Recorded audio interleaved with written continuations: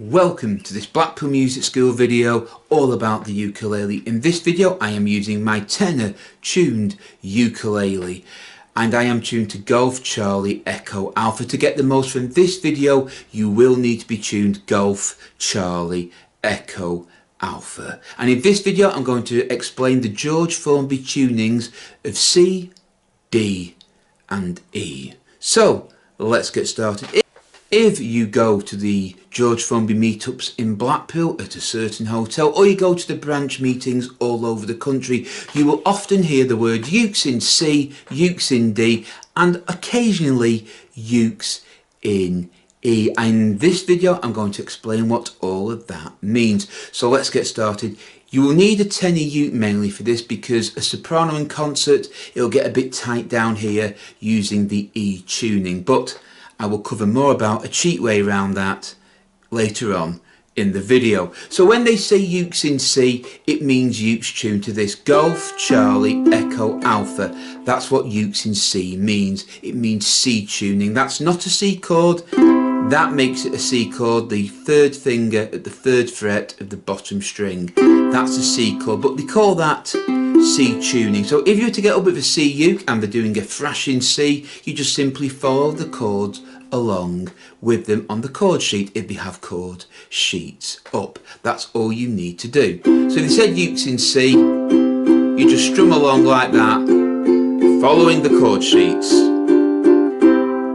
If they were to say ukes in D, this is all you'd need to do, and by magic, the capo appears at the second fret. By putting it there on a C tuned uke, you have now turned this into a D tuned ukulele. That's delta tuned, A, D, F sharp, B, A, D, F sharp, B.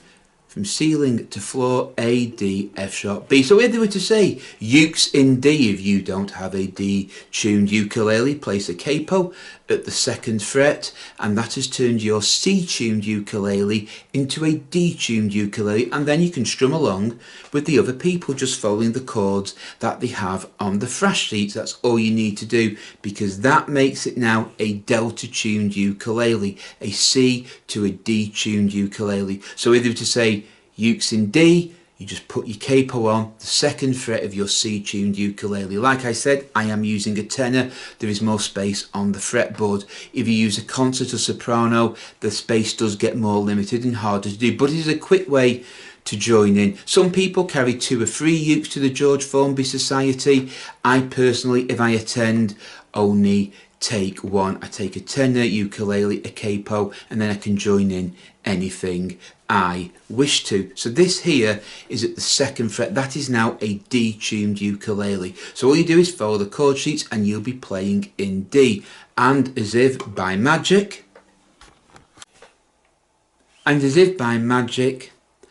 the capo appears at the 4th fret. On a C tuned ukulele, you have turned this into an E tuned ukulele, an echo from Charlie to Echo by placing the capo at the 4th fret. Your strings from ceiling to floor are Bravo, Echo, Golf sharp, Charlie sharp.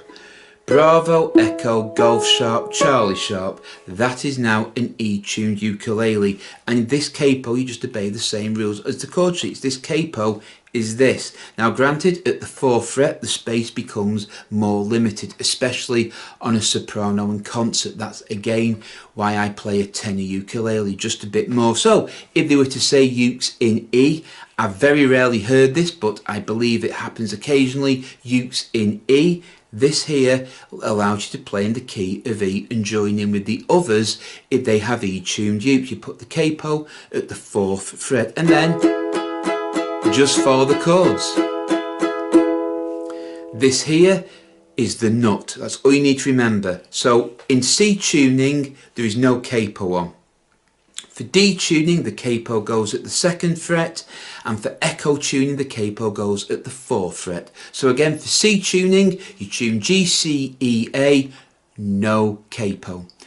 To play in D you put the capo at the 2nd fret, and then you are tuned A, D, F sharp, B, and you are in D tuning. For E tuning, you put it at the 4th fret, and you are then tuned Bravo, Echo, Golf sharp, Charlie sharp, and then you are in E tuning. So with one tenor uke, one capo, you can join in any song you wish, near enough with the George Formby Society at their branch or annual meetings in Blackpool. There are many branch meetings all over the country. If you go to their website, the George Formby Society, they have a list. There's probably one near where you live. So that's how you can use the capo to play along with most George Formby songs. There may be exceptions, but as far as I know, they only play in Charlie, C tuning, D, Delta tuning, E, Echo, E tuning. So you just follow that. No matter what chord shapes they use, you just play along and you'll be playing along with them. Like I say, you are only limited by how long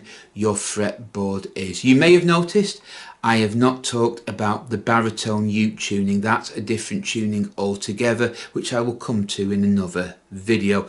It's similar to this, but instead of the high G string, they have a low G string, so it doesn't really work for George Formby music, in my opinion. Like I say, when you're tuning a ukulele, all ukuleles, I should say soprano, concert and tenor, take C tuning.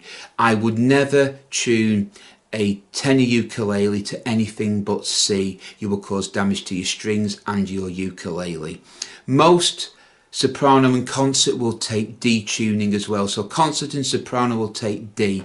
I personally have never tuned a ukulele up to E, so I don't know which instruments will take it, but I personally have never ever used E tuning. I use C on my tenor. I do have a couple of concert and sopranos, and they're mainly in C. I tend to stick to C tuning. But to go back to where we were, no capo on, G, C, E, A, that's C tuning. If you have a C tuned uke, put the capo at the 2nd fret, you are now in D tuning. Capo at the 4th fret, you are now in E tuning. And if you follow the chord sheet, as long as you got the capo in the right spot, you'll be able to play along. And it does save you taking 2 or 3 ukes along to a meeting. Again, if you want to take 2 or 3, that's up to you. But sometimes it's easier just to take one and place the capo on. Well, I do hope you found this video useful. If you have, please give us a big thumbs up and subscribe to Blackpool Music School for more videos. The more thumbs up we get and the more subscribers we get, the more videos we will post. Until next time, take care, keep practicing, keep playing, and as always, goodbye.